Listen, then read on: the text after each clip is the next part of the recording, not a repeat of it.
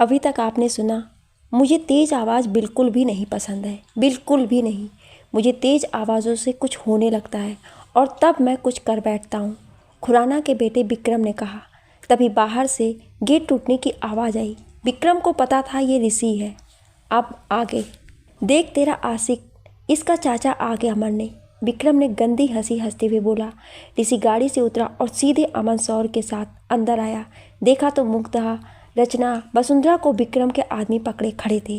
सबको ऐसे देख उसका खून खौल गया। वसुंधरा के होठों से खून बहता देख कि वो विक्रम की तरफ बढ़ा और उसके कुछ बोलने से पहले ही उसने उसे एक घूंसा मारा और ईशान को उठा के अमन को दे दिया। विक्रम के आदमियों ने जैसे गन उस पर तानी तो विक्रम ने हंसते हुए सबको रुकने को कहा। वाह, अपनों के लिए इतनी तड़प देख के मुझे बहुत अच्छा लगा। अब सबको तेरे आंखों के सामने मारने में मुझे और मज़ा आएगा, विक्रम ने उठते हुए अपने होठों के खून को साफ करते हुए कहा। मैंने कहा था कि अगर तू मिला तो तुझे तेरे भाई से भी ज़्यादा गिरी मौत दूंगा मैं, ऋषि ने गुस्से में बोला। उसने सौर को इशारा किया तो वो गया और विक्रम के बाप को ले आया। उसे देख विक्रम गुस्से से बौखला गया। चिंता मत कर, ये अभी जिंदा है, मरा नहीं है, पर कुछ देर में मर जाएगा तेरी मौत देख के, ऋषि ने कहा। तू भूल रहा है कि ये तीनों अभी भी मेरे कैद में हैं और तेरा एक गलत कदम इन सबको ऊपर पहुंचा सकता है। तो चल फेंक गन, विक्रम ने बोला तो ऋषि ने उन तीनों की तरफ देखा और गन नीचे छोड़ दिया। ऋषि मल्होत्रा, मेरे भाई की चिता की अग्नि मेरे अंदर दहक रही है अभी भी। मैं भूला नहीं हूँ उसके चेहरे को आज भी। जब तक मैं तेरे सामने तेरे पूरे घर वालों को मार नहीं देता तब तक मेरे भाई की आत्मा को शांति नहीं मिलेगी, विक्रम बोले जा रहा था। जैसे ऋषि ने उसके ध्यान भटका देखा, उसने गन लेकर उसके सर पर तान दी। अपने चमचों से बोल छोड़े उन्हें, नहीं तो इसकी 6 की 6 तेरी खोपड़ी में उतार दूंगा, ऋषि ने गुस्से में बोला। विक्रम ने इशारे से सबको छोड़ने को कहा। वसुंधरा, रचना, मुग्धा को उन सब ने छोड़ दिया। वसुंधरा ने ईशान को अपनी बाहों में ले लिया और उसे चूमने लगी। मुग्धा को अमन गले से लगा लिया। सौर ने रचना का हाथ पकड़ लिया। रचना समझ नहीं पाई उसकी घबराहट को। तभी खुराना साहब ने धीरे से नीचे पड़ी गन को उठाया और वसुंधरा की गोद में लिपटे ईशान पर तान दी। ऋषि ने देखा तो उसने गन उसकी तरफ करके चला दी, पर तब तक ईशान को गोली लग गई थी जो खुराना ने चलाई थी। खुराना भी मारा गया था। वसुंधरा ने जब गोली की आवाज़ सुनी और ईशान की पीठ से निकलते अपने हाथ को उसके खून से सना देखा तो बेसुध होकर वहीं ईशान के शरीर को लेकर फर्श पर गिर के बैठ गई। ईशान, ईशान, इतना बोल के वो ईशान के बेजान शरीर को लेकर चीख दी थी। उसकी चीख सुन के एक वक्त के लिए तो भगवान भी दहल गया था। वसुंधरा को देख के लग रहा था जैसे उसने ईशान को नहीं, अपनी औलाद को खो चुकी थी। ऋषि पर जैसे महादेव का क्रोध उतर आया था। उसने विक्रम को मारना शुरू किया। अमन, सौर और उनके आदमियों ने विक्रम के सारे आदमियों को मारने लगे। ऋषि बस गुस्से में मारे जा रहा था विक्रम को। जब विक्रम अधमरा हो गया तो ऋषि ने गन उठाई और सारी गोलियां उस पर चला दी। विक्रम मार चुका था, उसके आदमी भी मारे गए थे। ऋषि जैसे ईशान की तरफ बढ़ा तो वसुंधरा ने ईशान के खून से लथपथ अपने हाथ को उठा के वहीं रोक दिया। ऋषि वहीं रुक गया। सब हैरान होकर उसे देख रहे थे। मत आना इसके पास, आपकी परछाई भी मैं ईशान के इस बेजान शरीर पर नहीं पड़ने दे सकती। आपने अपने गुस्से में सब खत्म किया है। मना किया था मैंने, बोला था आपसे कि ईशान के लिए सब भूल जाएं और छोड़ दें सब कुछ, पर आपके गुस्से ने देखिए क्या किया। मुझसे सुनैना भाभी की अमानत को छीन लिया। आपसे मेरा या ईशान का कोई रिश्ता नहीं है, वसुंधरा पथराई हुई आंखों से बोले जा रही थी। उसने ईशान को बाहों में उठाया और बाहर जाने लगी। ऋषि वहीं खड़ा था। अमन, सौर सब सदमे में। मुग्धा, रचना की हिम्मत नहीं हुई कि कुछ बोलने की। ऋषि जैसे आगे बढ़ा तो वसुंधरा ने पीछे मुड़ के देखा और बोला, खबरदार, जो एक कदम बढ़ाया आपने तो आज से मैं भी ईशान और सुनैना भाभी की तरह आप सबके लिए मर गई हूँ। मैं आज आप सबसे रिश्ता तोड़ के जा रही हूँ और मेरे पीछे कोई नहीं आएगा, वसुंधरा ये बोल के आगे बढ़ी। ऋषि वहीं घुटने के बल बैठ गया। वो आज जीत के भी सब हार गया था। उसने सब खो दिया था, अपनी भाभी, माँ, ईशान और अपनी मोहब्बत को भी। वसुंधरा जा चुकी थी सबसे दूर, सबको छोड़ के। ऋषि अकेला हो चुका था। उसके साथ अब कोई नहीं था, बस तन्हाई थी और कुछ नहीं। पर कहते हैं हर अंत एक शुरुआत लेकर आता है और जिसे जिसकी तकदीर में लिख दिया जाए वो कब तक दूर रह पाता है। वसुंधरा की तकदीर ऋषि से जुड़ चुकी थी तो वो दूर कैसे जाती। वक्त बहुत तेज़ी से भाग रहा था। 6 साल बीत गया था। मुग्धा और अमन की शादी हो चुकी थी। सौर ने भी रचना के माता पिता से रचना के शादी की बात की तो वो भी मान गए। सौर ने रचना से शादी कर ली, पर ऋषि आज भी अकेला था। पर इस अकेलेपन ने उसे और ज़्यादा सख्त और खूंखार बना दिया था। अब हिंदुस्तान से आधे से ज़्यादा जगहों पर उसकी कंपनीज और हॉस्पिटल और मेडिकल कॉलेज थे। वो आज आधे हिंदुस्तान पर राज कर रहा था और सिर्फ यहाँ नहीं, बाहर भी उसके ऐसे हॉस्पिटल और कॉलेज थे। वसुंधरा के बारे में कोई नहीं जानता था। वो कहाँ गई, कैसे है, कोई नहीं जानता था। 6 साल बाद मेडिकल कॉलेज ऑफ हरिद्वार। कुछ ब्लैक कलर की लग्जरी कार्स आके कॉलेज के अंदर रुकती है। गेट का सिक्योरिटी गार्ड आके जल्दी से गेट खोलता है तीसरी गाड़ी का। उसमें बैठा एक शख्स नीचे आता है। गुड मॉर्निंग सर, उस सिक्योरिटी गार्ड ने झुक के बोला। उस शख्स ने बस हाथ हिला के इशारा किया और आगे बढ़ गए। जैसे वो अंदर गया, उसे देख के सारे स्टूडेंट और स्टाफ आंखें फाड़े उसे देख रहे थे। कॉलेज को देख के लगता था कि उसे बनाने में बहुत पैसे खर्च हुए थे। इतना शानदार कॉलेज और हर चीज़ वहाँ मौजूद थी। वो इतने एरिया में बना था कि वहाँ कॉलेज के साथ गर्ल्स एंड बॉयज़ हॉस्टल भी था, और हॉस्टल भी ऐसे जिसके सामने 5 स्टार होटल फेल था। हर साल करोड़ों बच्चे इसके लिए एंट्रेंस फॉर्म भरते थे, पर होता सिर्फ उसका था जो क्लियर करता था। यहाँ एडमिशन लेने वाला कोई भी हो, चाहे अमीर या गरीब, सबको बिना एंट्रेंस क्लियर एडमिशन नहीं मिलता था। और ये यहाँ की सबसे अच्छी बात थी। यार क्या पर्सनालिटी है मिस्टर ऋषि मल्होत्रा की, एक लड़की ने बोला। ऋषि सीधा कॉन्फ्रेंस हॉल में गया जहाँ वहाँ के बेस्ट डॉक्टर बैठे थे। वो सब उसे देख के खड़े हो गए। Sit down all of you, Rishi ने सख्त आवाज़ में बोला और बैठ गया। मैंने सुना बच्चों ने क्लास लेना छोड़ दिया है, बात क्या है? ऋषि ने सबको डांटते हुए पूछा। सर वो सब डॉक्टर कश्यप की मांग कर रहे हैं कि वो उन्हें आके पढ़ाए, हार्ट सर्जरी के बारे में और चाइल्ड ट्रीटमेंट के बारे में, वहाँ की सीनियर डॉक्टर ने बोला डरते हुए। तो बुलाओ उस डॉक्टर को, ऋषि ने कहा। सर हमने उन्हें ईमेल किया था और किसी को भेजा भी था उनके घर। वो डॉक्टर ने इतना कह के चुप हो गया। तो क्या हुआ, ऋषि ने बोला। सर उन्होंने ईमेल करके मना कर दिया और घर पर वो मिली नहीं, डॉक्टर साहब ने बोला। क्यों मना किया, वो भी इस कॉलेज के लिए जहाँ लोग मरते हैं आने के लिए, ऋषि ने हैरान होकर बोला। सर वो अभी तक की टॉप चाइल्ड स्पेशलिस्ट है, विदेश से भी उन्हें बुलावा आता है, पर बहुत ही कम अपॉइंटमेंट लेती हैं वो। उनका खुद का एक हॉस्पिटल है, या ये बोलो कि एनजीओ, जहाँ वो सबका मुफ्त में इलाज करती हैं, डॉक्टर साहब ने बोला। जितना पैसा ले दो उसे, पैसा सब कुछ करा देता है मिश्रा जी, ऋषि ने बोला। सर यही तो खासियत है कि वो पैसों को कुछ नहीं समझती। हम गए थे उसके पास, पैसे से भरा बैग लेकर उसने उन पैसों को कागज़ समझ के आग लगा दिया। वो अजीब है थोड़ी सी, डॉक्टर मिश्रा ने बोला। कहाँ रहती हैं वो, ऋषि ने पूछा। जी दार्जिलिंग में उनका घर और एनजीओ दोनों है। आप किसी से भी पूछ लें, कोई भी आपको उनके घर तक छोड़ देगा, डॉक्टर साहब ने बोला। पर सर इस वक्त वो सेमिनार में गई हैं, दिल्ली कल वापस आ रही हैं, डॉक्टर ने बोला। तो ऋषि सुन के बाहर अपने केबिन में आ गया। देखा अमन पहले से बैठा था। अमन एक काम है, ऋषि ने बोला तो अमन उसकी बात को बीच में काट के बोला। उस डॉक्टर के बारे में पता करना है, पर कोई फ़ायदा नहीं, क्योंकि जितना तुम सुन के आ रहे हो उससे ज़्यादा कोई नहीं जानता है उसके बारे में।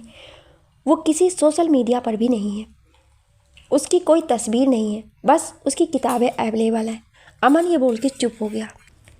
कमाल है, कौन है ये जो इस तरह की ज़िंदगी को जी रहा है, ऋषि ने सोचते हुए बोला। ये तो वहाँ जाके पता चलेगा, अमन ने बोला। कल चल के मिलते हैं, ऋषि ने बोला।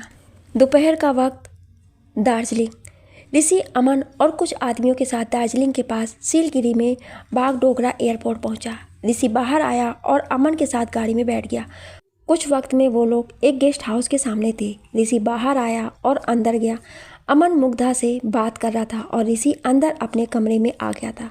उसने बिना वक्त बर्बाद किए खुद को फ्रेश किया और रेडी होकर लैपटॉप लेकर एक बार वो फिर से चेक करने लगा डॉक्टर के बारे में, पर कोई फ़ायदा नहीं हुआ। अमन भी रेडी हो गया था।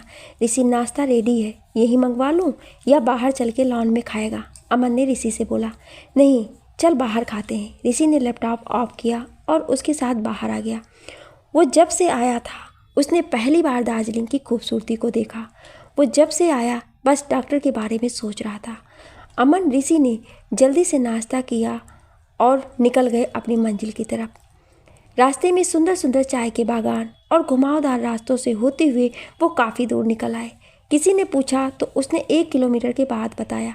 ऋषि को अब गुस्सा आ रहा था। वो 3 घंटे से घूम रहा था पर डॉक्टर तक नहीं पहुंचा था। दोपहर के कोई 2 बजे वो लोग एक घर के आगे खड़े थे। घर देख के कुछ वक्त तो ऋषि उसे देखने लगा, बस इतना प्यारा घर, और वहाँ हर तरह के फूल थे। घर पर बेल की लताएं ऊपर तक जा रही थी। गार्डन में कुछ मिट्टी की चीज़ें बना के रखी गई थी सूखने के लिए।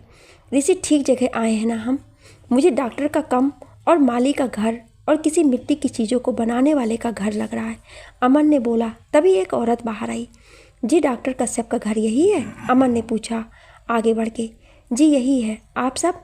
उस औरत ने बोला। हम उनसे मिलने आए हैं, अमन ने बोला। पर दीदी तो यहाँ नहीं है, वो तो हॉस्पिटल गई हैं अपने, शाम तक आएंगी, उस औरत ने बोला। नूरा, एक बच्चे की आवाज़ से सब पीछे मुड़ के देखे। ऋषि ने जब उसे देखा तो पता नहीं क्यों उसको देख के उसकी धड़कन बढ़ गई। अरे ईशान बाबा, आओ, आ गए स्कूल से? नूरा ने बोला। हाँ, और बसु माँ कहाँ है? ईशान ने बोला। वो हॉस्पिटल गई हैं ईशान बाबा, आओ आप, नूरा ने उसका बैग लेते हुए बोला। ऋषि ये नाम सुन के जैसे अतीत में चला गया हो। वसु, क्या नाम है उनका पूरा? ऋषि ने पूछा। मेरी मम्मा का नाम डॉक्टर वसुंधरा कश्यप है, उस छोटे से बच्चे ने बोला, जो करीब 5 साल या 5.5 साल का था। अमन और ऋषि दोनों हैरान थे। मत सोच, कोई और भी हो सकता है, उसका बेटा भी है, मत भूल। और वसुंधरा मुझे नहीं लगता तेरे अलावा किसी और से प्यार करके शादी कर सकती है, अमन ने बोला। जी, क्या हम इंतज़ार कर सकते हैं? अगर कोई प्रॉब्लम ना हो तो प्लीज़, अमन ने बोला। जी क्यों नहीं, आइए, नूरा ने बोला और ईशान को गोद में लेकर अंदर आ गई। आप सब यहाँ बैठे, हम आते हैं इसे चेंज करा के, नूरा ने बोला और ईशान को अपने साथ लेकर कमरे में चली गई। ऋषि घर को देख रहा था, बहुत खूबसूरत था वो घर। अमन बैठ गया सोफे पर। ईशान को चेंज करा के नूरा बाहर लाई और उसे खाने की मेज़ के पास रखी चेयर पर बैठा दिया। मुझे मम्मा से बात करनी है, ईशान ने बोला। अच्छा, खाना खा लो तब बात करा दूंगी, नूरा ने बोला। चाय बनाते हुए उसने चाय बना के ऋषि अमन को दी। नूरा ईशान के लिए खाना लेके आई। मुझे नहीं खाना ये दाल और रोटी, मैं चावल खाऊंगा, मुझे नहीं खाना, ईशान ने मुंह बना के कहा। ऋषि उसको बहुत ध्यान से देख रहा था। ऋषि को उसके अंदर अपना बचपन दिख रहा था। उसे भी दाल के साथ रोटी बिल्कुल पसंद नहीं थी।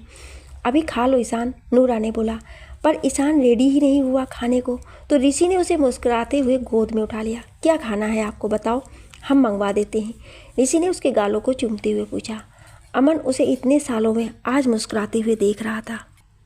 चावल, ईशान ने कहा। जाइए बना दीजिए, ऋषि ने कहा तो नूरा चली गई। ऋषि ईशान से बातें करने लगा। शाम का वक्त, दार्जिलिंग। ऋषि अमन दोनों ही कुछ वक्त के लिए बाहर चले गए थे। शाम ढल रही थी। वो दोनों वापस आकर एक बार फिर डॉक्टर कश्यप के घर के आगे खड़े थे।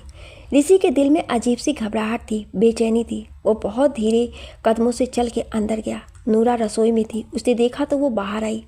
जी साहब, मैडम आ गई हैं, रुकिए हम बुलाते हैं उन्हें, नूरा ये बोल के जाने लगी तो ऋषि ने बोला, आप रहने दें, मैं खुद मिल लेता हूँ, कहाँ है वो, ऋषि ने पूछा। अमन उसके पीछे खड़े उसकी बेचैनी समझ रहा था। जी वो पीछे के गार्डन में है, ईशान बाबा के साथ, चले जाएं आप, नूरा ने बोला। ऋषि सामने के दरवाजे की तरफ बढ़ गया। उसने धीरे से दरवाजे को अपनी तरफ खींचा। वो बाहर आया और खड़े होकर देखने लगा। सामने एक औरत थी, खुले बाल, पीली साड़ी कॉटन की, साइड में शॉल लिए और माथे पे रेड कलर की बिंदी, चेहरे पर वही मासूमियत। वो और कोई नहीं, वसुंधरा थी। ईशान को देख के एक वक्त के लिए वो रो दिया। वो वापस अंदर आया और नूरा से पूछा, इनके पति कहाँ हैं? आज तक मैडम ने कभी नहीं बताया उनके बारे में किसी को, वो उनके बारे में बात भी नहीं करती है, नूरा ने बोला। ऋषि ये सुन के गुस्से से बाहर निकला। अमन उसके पीछे भागा। ऋषि आके ड्राइवर से चाबी लेकर गाड़ी में बैठ गया। अमन भी उसकी बगल की सीट पर बैठ गया। बात क्या है ऋषि, क्या हुआ, अमन ने पूछा। पर ऋषि गुस्से और आंसुओं में गाड़ी चलाया जा रहा था। वो काफ़ी दूर आ गए थे। ऋषि ने ब्रेक लगाया और बाहर आ गया, गाड़ी से लग के वहीं बैठ गया। अमन उसके पास गया। क्या बात है ऋषि, बोल तो सही। अमन घबरा गया उसे ऐसे देख के। वो वसुंधरा है और वो मेरा बच्चा है, मेरा अमन। ऋषि ने जब ये बोला तो अमन उसे शॉक्ड होकर देख रहा था। पर ये सब कब? अमन भी हैरान था। ऋषि उसे बताने लगा जब वो वसुंधरा से एक रात मिलने गया था और उस वक्त वो दोनों पास आए थे। तो अब, अमन बोला, मुझे मेरा बच्चा चाहिए बस, मुझे नहीं पता कैसे, ऋषि ने गुस्से में बोला। पर वसुंधरा उसकी तो सोच, अमन ने बोला। उसने सोचा मुझसे मेरे बेटे को इतने साल तक दूर रखा उसने, मैं आज भी उसका इंतज़ार कर रहा हूँ और वो मेरे बच्चे के साथ अपनी ज़िंदगी को खुश होकर जी रही है। ऋषि ने उठते हुए बोला।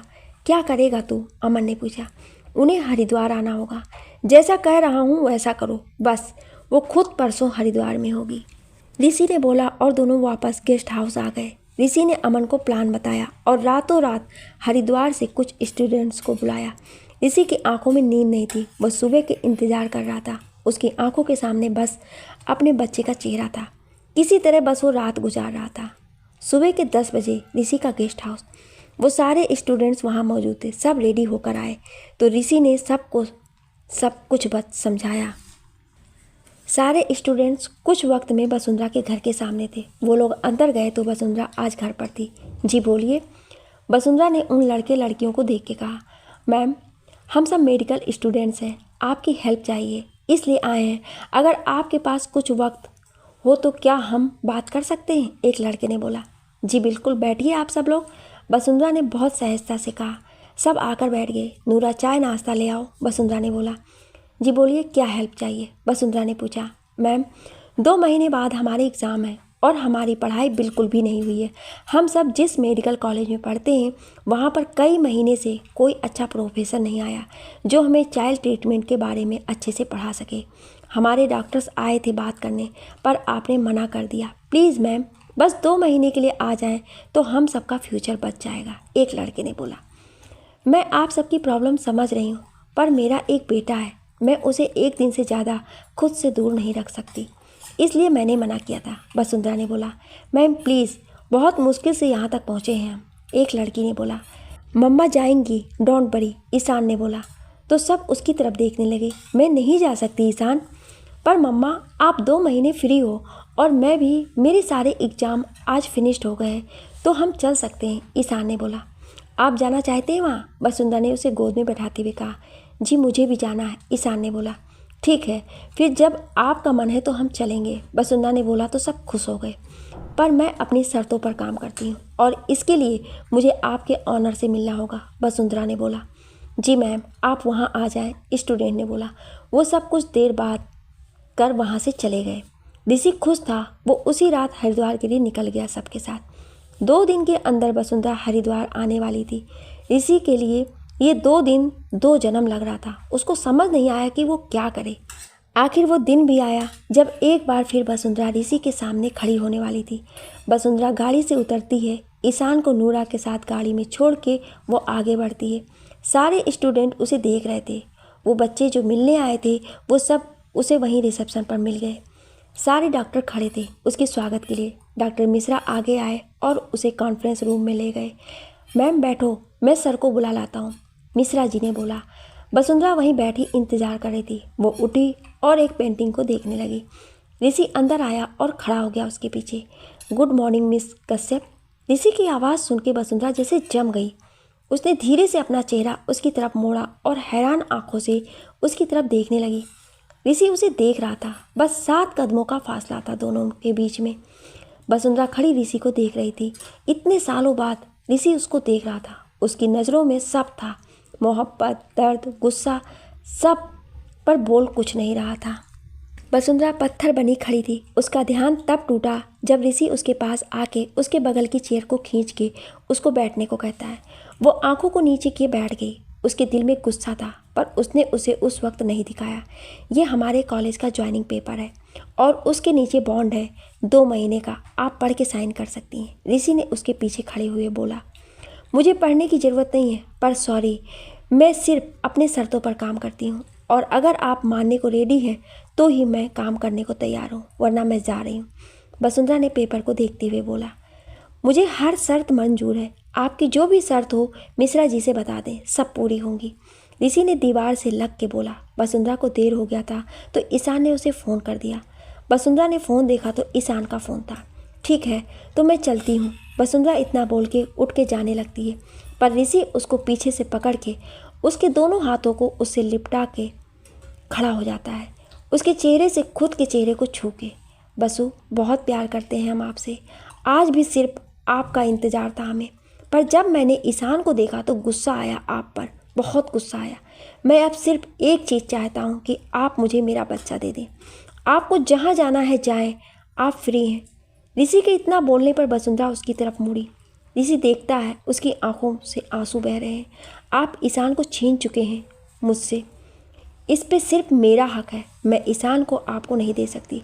वो आपका बच्चा नहीं है, उसकी सिर्फ माँ है, बाप नहीं है उसका। और मेरे बच्चे से दूर रहें आप। वसुंधरा ये बोल के जाने लगी तो ऋषि ने गुस्से में उसका हाथ पकड़ के उसे अपने पास लेकर आया और मोड़ के उसके हाथ को कमर से लगा दिया। आप उसकी माँ है तो मैं उसका बाप हूँ। बाप हूँ मैं उसका, जिसे आपने इतने सालों से दूर रखा है मुझसे, जिसकी एक भी खबर आपने मुझ तक पहुंचने नहीं दी, जिसके लिए मैं आपको माफ़ नहीं करूंगा, कभी नहीं माफ़ करने वाला आपको। वसु, कैसे एक माँ होकर आपने एक बच्चे को उसके ही बाप से दूर रखा? कैसे? ऋषि गुस्से में बोला।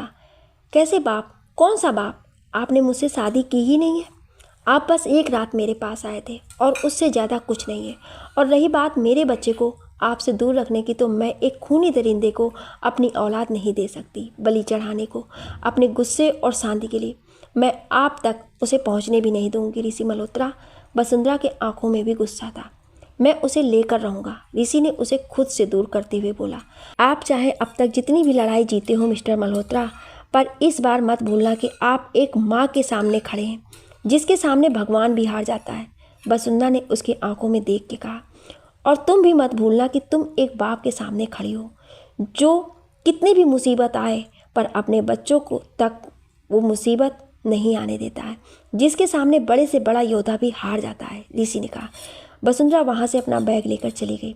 ऋषि भी बाहर आया और अपनी केबिन की तरफ चला गया। वसुंधरा आई, गाड़ी में बैठी और होटल में चली गई। सोते हुए ईशान को लेकर वो अपने रूम में चली आई। ईशान को बिस्तर पर लेटा के वो उसके बगल में लेट के उसे देखने लगी।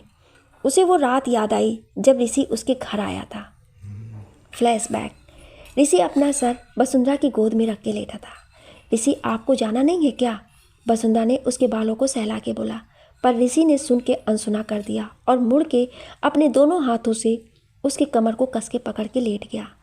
उठिए, जाइए ऋषि, भाभी और ईशान अकेले हैं घर में, वसुंधरा ने उसे उठाते हुए कहा। अमन है वहाँ पर, ऋषि ने उसकी गोद में वापस सर रखते हुए कहा। फिर भी चलिए जाइए, अब मौसम भी खराब हो रहा है, वसुंधरा ने उसका हाथ पकड़ के उठाते हुए कहा। वसुंधरा ऋषि का हाथ पकड़ उसे गेट तक लाई। बसु, आज रुकने दो ना यहाँ प्लीज़, ऋषि उसके गले लगते हुए बोला। जी नहीं, चलिए अब बाहर निकलिए, वसुंधरा ने दरवाज़ा खोल के उसको बाहर करते हुए कहा। बसु, एक बार फिर सोच लो, ऋषि ने बोला उसे देख के। जी मैं सोच ली, वसुंधरा ने कहा। कहीं पछताना न पड़े आपको, ऋषि ने बोला। नहीं पछताना होगा, वसुंधरा ने मुस्कुरा के कहा। ऋषि उसे देखते हुए अपने कदमों को पीछे करने लगा। तभी बादल गरज के बरसने लगे। ऋषि मुस्कुरा दिया वसुंधरा को देख के।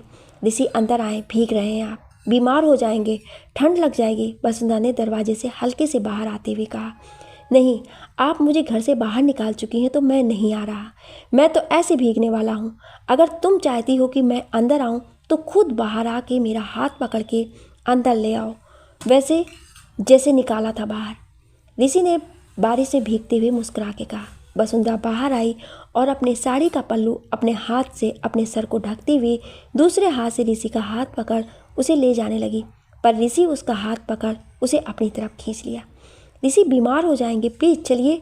वसुंधरा पूरी तरह भीग गई थी। ऋषि बहुत प्यार से उसके चेहरे को देख रहा था। वसुंधरा बारिश से कांपने लगी थी।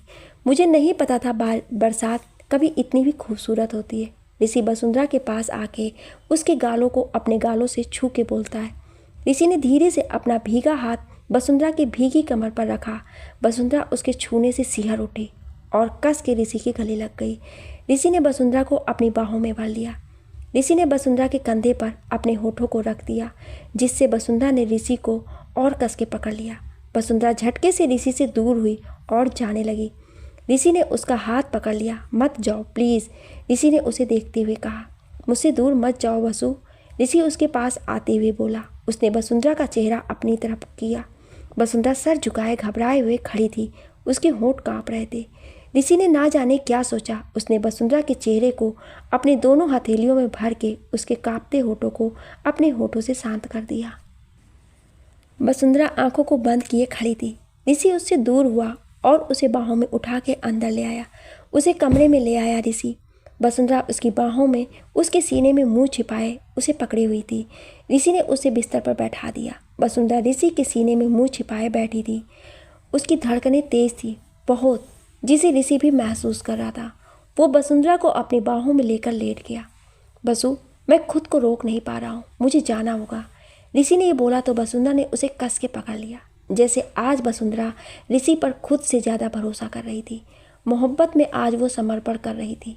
ऋषि ने उसे बाहों में लिया। उसके हाथों को अपने हाथों में लेते हुए उसे सीने से लगा रखा था उसने।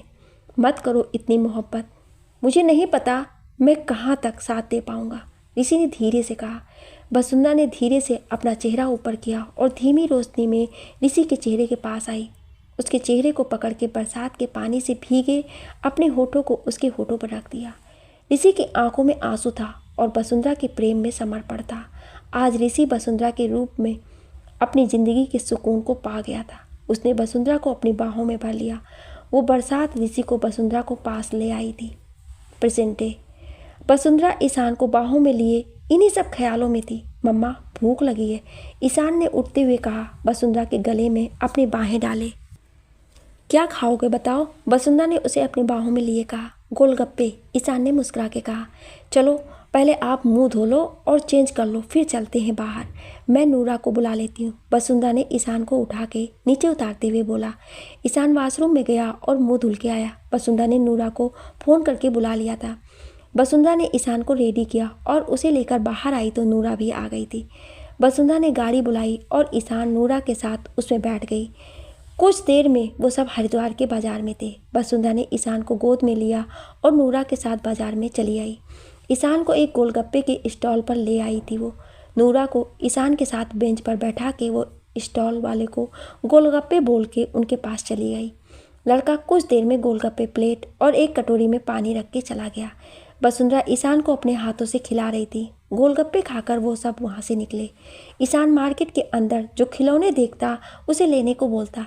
वसुंधरा ने उसे 2-3 चीज़ दिया खरीद के, पर वसुंधरा को ये नहीं पता था कि कोई है जो उसे देख रहा था। वसुंधरा वापस होटल आ गई। उसने ईशान को चेंज कराया और उसे सुला दिया बिस्तर पर। नूरा भी अपने रूम में चली गई थी। वसुंधरा की आंखों में नींद नहीं थी। उसने कमरे की खिड़की खोली और आसमान पर चमकते चांद को देखने लगी। उसे पता था कि ऋषि बहुत गुस्से में, और उसके गुस्से को अगर दूर करना है तो शांत रहो, वो जो करे उसे करने दो। वो उन सब बातों में ही उलझी हुई आई और ईशान को पकड़ के लेट गई। सुबह का वक्त, कॉलेज।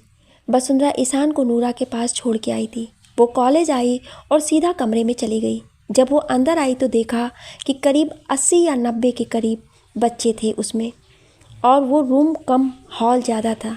उसके आने पर सारे स्टूडेंट खड़े हो गए। वसुंधरा ने टेबल पर बैग रखा और बच्चों को बैठने कह के खड़ी हो गई। मेरा नाम डॉक्टर वसुंधरा कश्यप है, आप सबकी न्यू टीचर, और अगर कोई सवाल हो तो आप पूछ सकते हैं मुझसे। वसुंधरा ने बहुत प्यार से कहा तो एक लड़की ने हाथ खड़ा कर दिया। जी बोलिए, वसुंधरा ने कहा। मैम, मेरा नाम नीता है। मेरा सवाल ये है कि आपको सब हार्ट सर्जन कहते हैं, जबकि आपने उसकी पढ़ाई ही नहीं की है, तो क्यों आपको सब ये बुलाते हैं? नीता ये बोल के चुप हो गई। बैठ जाइए नीता, सवाल बहुत अच्छा है और बहुत पुराना है। एक्चुअली बात यह है कि मैं जब MBBS कर रही थी उस वक्त मैं दिल्ली के सबसे फेमस डॉक्टर, और सिर्फ दिल्ली के नहीं बल्कि वो वर्ल्ड के फेमस हार्ट सर्जन थे और चाइल्ड स्पेशलिस्ट भी। उनके हाथों में जैसे जादू था, सब ऐसा बोलते हैं। मिस्टर दास के यहाँ ही उनके हॉस्पिटल में सीखने जाती थी मैं, पर उन्होंने मुझे सिखाने के लिए एक शर्त रखा। वो मुझे एक पेशेंट के पास ले गए। वो बहुत गुस्सा करता था, जिससे कई बार उसके हार्ट पर बहुत असर हो चुका था। डॉक्टर साहब ने उसे बहुत समझाया कि ऐसा रहा तो आपको मैं नहीं बचा पाऊँगा, पर वो माना नहीं, क्योंकि वो सर्जन थे, भगवान नहीं। उन्होंने शर्त रखी, अगर तुम इसे समझा सको, ठीक कर सको, तो मैं तुम्हें सिखाऊंगा। फिर क्या था, लग गए काम पर। कहते हैं अगर मेहनत मन से की जाए तो रेगिस्तान में भी फूल उगा सकते हैं। तो वही हुआ। वो ठीक हुए और खुश रहने लगे, गुस्सा करना बंद। डॉक्टर दास मुझसे बहुत खुश थे। उन्होंने कहा, you are the real heart surgeon. मैंने उनसे कहा, बट सर मैं हार्ट सर्जन की पढ़ाई नहीं कर रही हूँ, मैं तो बस। तो उन्होंने बीच में ही बात काटते हुए बोला मुझसे कि वसुंधरा, सर्जन का मतलब होता है जो सर्जरी करे। ज़रूरी नहीं कि वो सर्जरी करे, वो बिना किसी सर्जरी इक्विपमेंट से, बिना दवा के भी अगर कोई किसी को ठीक कर सके तो उसे ही सबसे अच्छा डॉक्टर कहा जाता है। मैं इलाज इक्विपमेंट और दवाओं से करता हूँ, पर तुम तो मुस्कुरा के बातों से, अपने शब्दों से ही उसके दुखों की सर्जरी कर देती हो। फिर क्या था, मुझे काम भी मिला और ये उपाधि भी। वो जब भी दिल के मरीजों को देखते तो मेरे पास भेज देते, क्योंकि उन्हें लगता था अगर दवाओं से ज़्यादा असर शब्दों और बातों में है तो क्यों ना उसका प्रयोग किया जाए। बस ये समझ लें, जैसे आपके फिल्म स्टार को बादशाह, शहंशाह कह के बुलाते हैं, हमें भी लोग ये कह के बुलाते हैं। पर मैं कोई हार्ट सर्जन नहीं हूँ, मैं कभी खुद को कोई हार्ट सर्जन नहीं मानती, बस एक डॉक्टर सिंपल सी, बस, और कुछ नहीं। वसुंधरा ने बहुत प्यार से मुस्कुरा के बोला, तो मतलब आप बस एक चाइल्ड स्पेशलिस्ट हैं? एक लड़के ने पूछा। जी बिल्कुल, और फेमस सिर्फ मैं डॉक्टर दास की वजह से हुई, वसुंधरा ने कहा। हमें भी आपसे बहुत कुछ सीखने को मिलेगा मैम, नीता ने बोला। मुझे अच्छा लगेगा अगर मैं आप सबको कुछ सिखा सकूं, वसुंधरा ने कहा। वो बच्चों को पढ़ाने लगी, तभी उसके पास एक पियोन आया। मैम, वो आपका बेटा आया है, पियोन ने कहा। तो वसुंधरा घबरा के बच्चों को आने का बोल के बाहर गई। देखा तो नूरा सामान के साथ खड़ी थी। नूरा, ये सब क्या है? वसुंधरा ने बोला। दीदी, वो हमें यहाँ सामान लेकर बुलाया गया, बोला यहाँ के प्रोफेसर क्वार्टर में ही रहना है। नूरा ने दोनों बैग एक पियोन को देते हुए कहा। ठीक है, आप सब चलें, वसुंधरा ने कहा। वो जानती थी ये सब ऋषि कर रहा है। वो सीधा अपने क्लास में वापस आ गई। दूसरी तरफ ऋषि उसके आने का इंतजार कर रहा था, पर वो नहीं आई। उसने पियोन को बोल के वसुंधरा को बुलाने को बोला। पियोन आया और बोल के चला गया। वसुंधरा ने 3 घंटे की क्लास कंप्लीट की और बैग लेकर ऋषि की केबिन की तरफ बढ़ गई। वो जानती थी ऋषि गुस्से में होगा, क्योंकि वो 3 घंटे बाद जा रही थी। वो नॉक करके अंदर गई और खड़ी हो गई। आपने बुलाया था? वसुंधरा ने खड़े हुए कहा। मैंने 3 घंटे पहले आपको बुलाया था, आप अभी आ रही हैं? ऋषि ने उसकी तरफ देख के गुस्से में कहा। मैं पढ़ा रही थी, और जब मैं पढ़ाती हूँ तब मैं अपनी क्लास को बीच में छोड़ के नहीं आती, जब तक बहुत बड़ी बात नहीं हो, वसुंधरा ने शांत भाव से कहा। सही। आपको यहाँ के क्वार्टर में शिफ्ट कर दिया गया है, आप हमारे बेटे के साथ यहाँ ही रहेंगी। ऋषि ने उसकी तरफ देख के बोला। हमारा नहीं, सिर्फ मेरा, वो मेरा बेटा है। और शुक्रिया, वसुंधरा ने कहा और बैग उठा के जाने लगी। तुम कितना भी बोल लो कि वो मेरा बेटा नहीं है, पर इससे सच झूठ नहीं हो जाता बसु, ऋषि ने चेयर से उठते हुए कहा। सही कहा आपने, और सच ये है कि आप ईशान को खो चुके हैं, और ये सिर्फ मेरा ईशान है, सिर्फ मेरा। वसुंधरा ने उसकी तरफ देख के कहा। कब तक ईशान को मेरे पास आने से रोक सकती हो बसु? बेटा है वो मेरा। ऋषि ने उसके पास आके उसके बालों को कानों के पीछे करते हुए कहा। मैं ईशान को रोकूंगी नहीं, वो आपके पास आ सकता है और आप उसके पास, मुझे उससे कोई फ़र्क नहीं पड़ता। बस इतना याद रखना, अगर आपकी वजह से उसे कुछ भी हुआ या उसे एक खरोच भी आई तो मैं आपको छोड़ूंगी नहीं। वसुंधरा ने कहा। आप मेरे साथ कब थीं जो आप छोड़ने की बात कर रही हैं बसु? ऋषि के सवाल से वसुंधरा खामोश थी और वो बाहर चली आई। वसुंधरा अपने क्वार्टर के पास आई तो देखा ईशान फुटबॉल से खेल रहा था। मम्मा किक, ईशान ने बोला तो वसुंधरा ने बॉल को धीरे से किक किया ईशान के पास। उसने बैग वहीं रख दिया और पल्लू को कमर से टाक के उसके साथ खेलने लगी।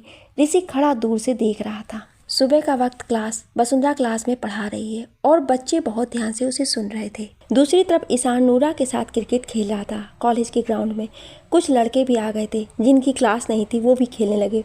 जैसे ही एक लड़के ने बॉलिंग कराई तो ईशान ने जोर का हिट किया और बॉल सीधा जाकर ऋषि के कार के शीशे पर लगी।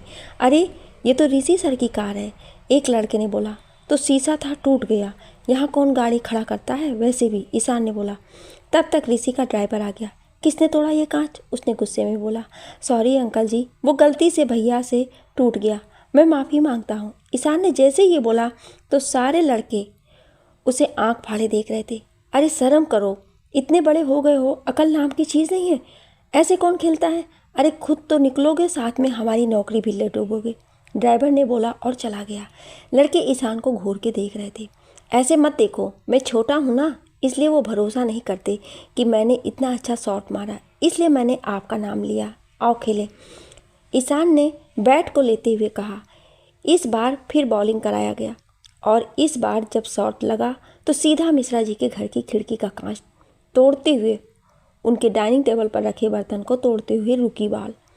इस बार ईशान बैट फेंक के नूरा का हाथ पकड़ के भाग गया। बाकी लड़के भी घबरा के भाग गए। मिश्रा जी की बीवी ने देख लिया था ईशान को। वो सीधा निकल के ऋषि के केबिन में गई। अरे मिसेज मिश्रा, आप यहाँ? क्या हुआ, कोई बात है क्या? ऋषि ने हैरान होकर के बोला। अमन भी बैठा था वहाँ पर। हाँ, बहुत बड़ा काम है। ये जो मिस कश्यप का बेटा है, इसने सबको परेशान कर रखा है।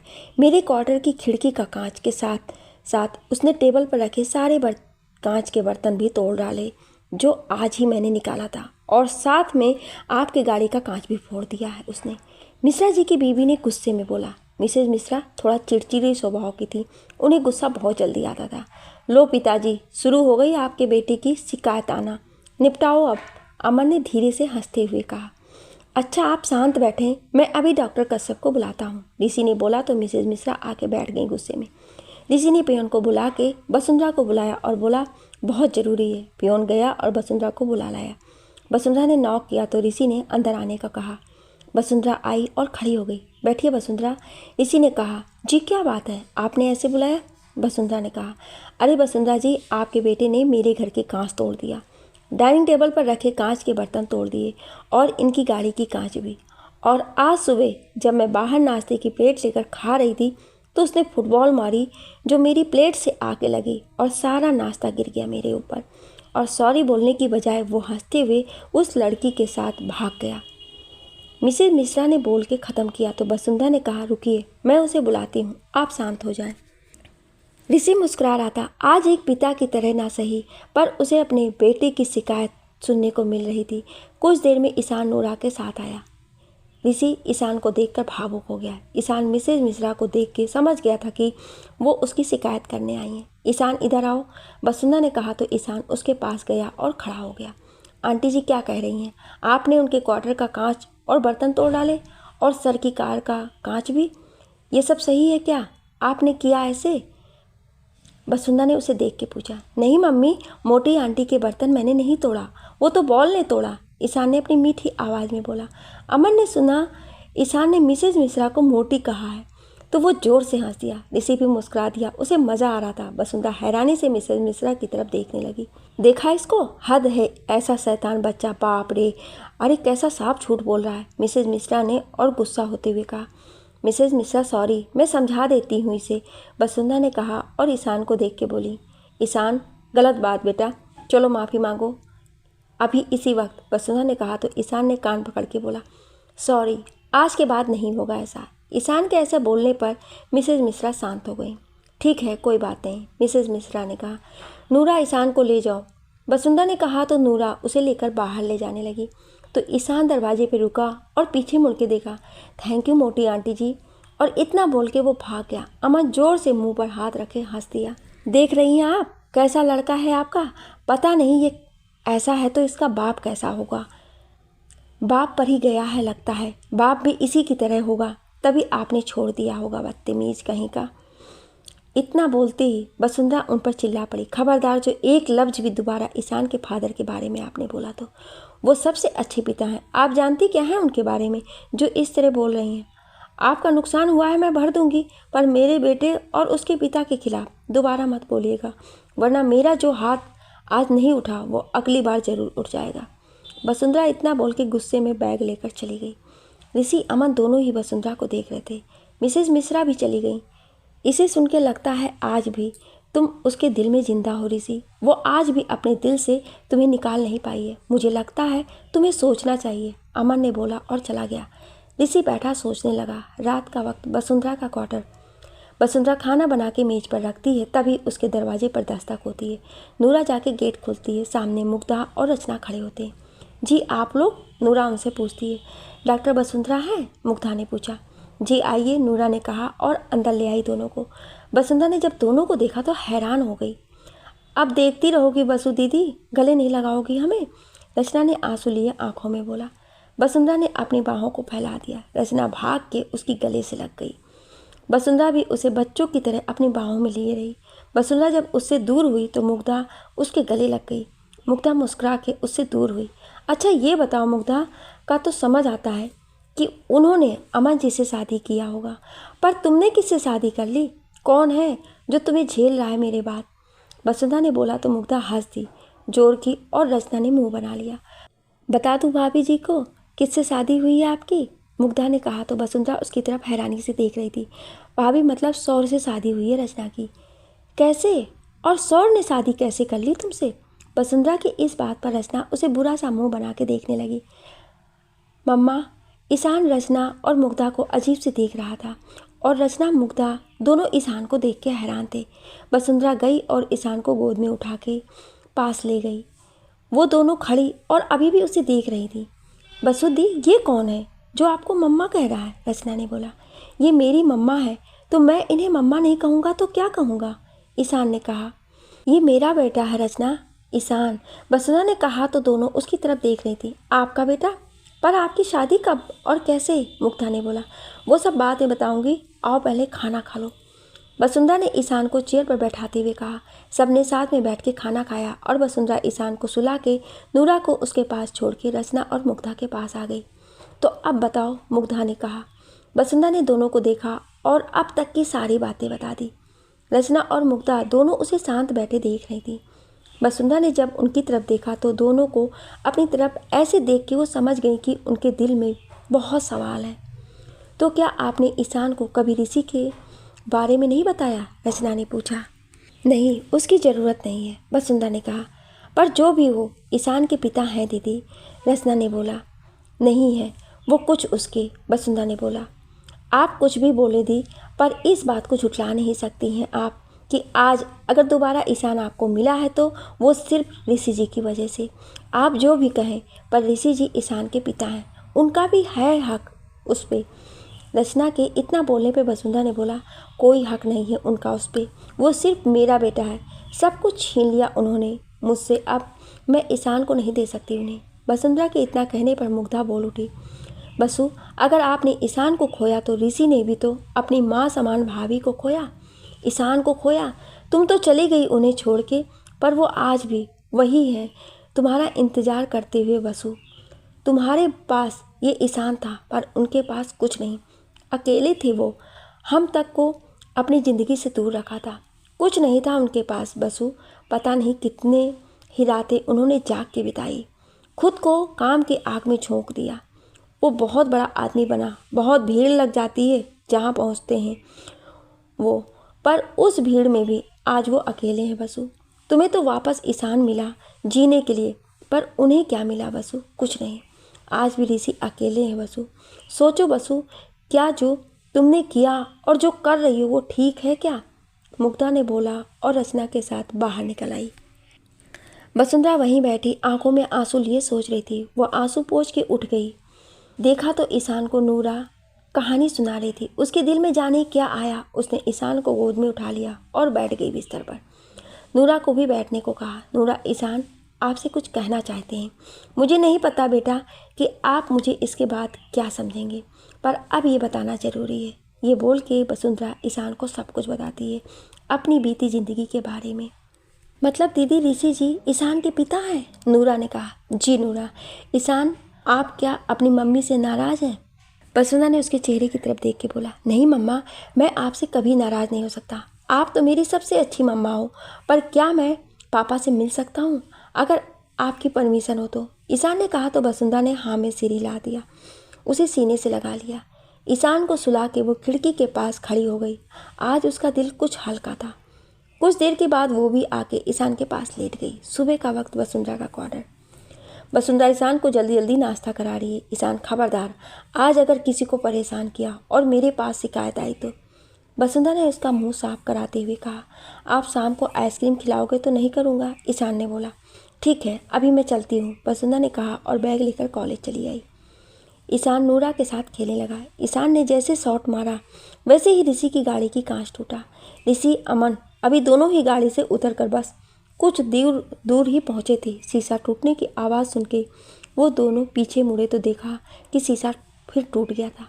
किसने किया ये? ऋषि ने पूछा। साहब पता नहीं ये बॉल कहाँ से आई है, ड्राइवर ने डरते हुए कहा। वो सर सॉरी, ईशान बाबा खेल रहे थे, वो उनसे नूरा ने कहा घबरा के। यहाँ बच्चे दूसरे के घर के कांच तोड़ते हैं, तेरा बेटा तो तेरे ही गाड़ी का कांच को देख लिया है, अमन ने बोला। ऋषि ने बाल उठाया और चल दिया ईशान के पास। ईशान बैठ लिए खड़ा था सर झुका के। आपने फिर मेरे गाड़ी का कांच तोड़ा? ऋषि ने उसे देखते हुए कहा। वो गलती से टूट गया, मैंने जानबूझ के नहीं किया है, सॉरी।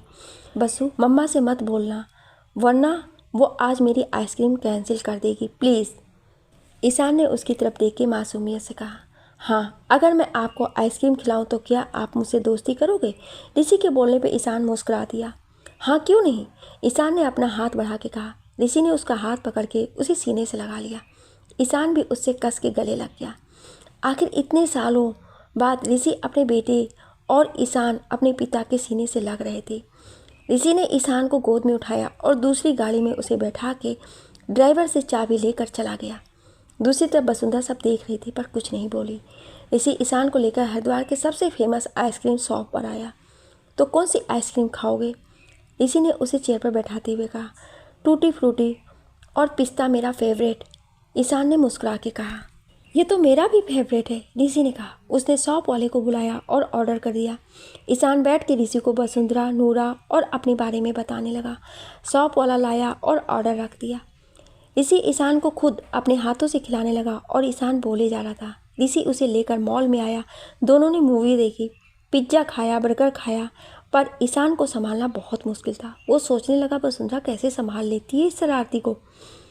ईशान के साथ ऋषि ने बहुत सारी शॉपिंग की। आज ऋषि सब भूल गया था। आज वो बहुत खुश था। ईशान के साथ कब रात हो गई पता ही नहीं चला। दीदी, ईशान बाबा अभी तक नहीं आए, आप एक बार पूछ लें कहीं वो साथ तो नहीं ले गए उन्हें अपने। नूरा ने बाहर चेयर पर बैठी वसुंधरा को बोला जो कुछ पढ़ रही थी। नूरा, अगर वो ले जाए तो क्या हो जाएगा? वसुंधरा ने मुस्कुरा के बोला। मैं नहीं रह पाऊंगी, नूरा ने कहा। तो आप भी चले जाना ईशान के साथ, वसुंधरा ने मुस्कुरा के बोला। इससे अच्छा हम ईशान को ही यहीं ले आते हैं, नूरा ने कहा। मम्मा, ईशान की आवाज़ सुन के वसुंधरा और नूरा ने सामने देखा तो ऋषि की गोद में ईशान था। मुस्कुराते हुए ईशान ऋषि की गोद से उतर के वसुंधरा के पास आया भाग के। वसुंधरा ने उसे अपनी बाहों में ले लिया। तो हीरो कहाँ थे आप? पूरे दिन हमें दिखे ही नहीं आज, वसुंधरा ने मुस्कुरा के पूछा। मैं घूमने गया था, हमने बहुत कुछ खरीदा और बहुत मस्ती की, ईशान ने खुश होते हुए कहा। हाँ, और मम्मा के लिए क्या लाए हो? वसुंधरा ने उसे बाहों में लिया और कहा। आपके लिए ये, ईशान ने उसके गालों पर किस करते हुए कहा। वसुंधरा मुस्कुरा दी और उसे गले से लगा लिया। चलो अब जाओ, चेंज करके आ जाओ, नूरा ले जाओ, वसुंधरा ने कहा तो नूरा ईशान को गोद में उठा के ले गई। वसुंधरा ने ऋषि की तरफ नहीं देखा और अपनी बुक्स उठाने लगी। आपकी आंखों में मुझे आज कोई डर, लड़ाई और घबराहट नहीं दिख रही है, पूछ सकता हूँ ऐसा क्यों? ऋषि ने पूछा। ईशान अपने पिता के साथ था तो डर और घबराहट कैसा? 2 महीने हैं आपके पास ईशान को समझने के लिए, उसे संभालने के लिए, क्योंकि उसके बाद मैं आपको ईशान को दे के हमेशा के लिए चली जाऊंगी। इसलिए समझे उसे, कैसे उसे संभाल सकते हैं ये भी सीख लें। वैसे आज तो आप देख लिए होंगे कि वो कैसा है और उसे देख के लगता है वो खुश है। वसुंधरा ने जब ये बोला तो ऋषि उसे हैरानी से देखने लगा। ईशान को मैंने आपके बारे में सब बता दिया है, वो जानता है कि आप उसके पिता हैं और डरने की ज़रूरत नहीं है। मैंने आपके बेटे के सामने आपकी कोई गलत तस्वीर को नहीं रखा है। रात तक काफ़ी हो गई है, अब आपको जाना चाहिए, वसुंधरा ने कहा और बुक्स लेकर अंदर चली गई और दरवाज़ा बंद कर ली। ऋषि वहीं खड़ा उसकी बातों को सोचे जा रहा था।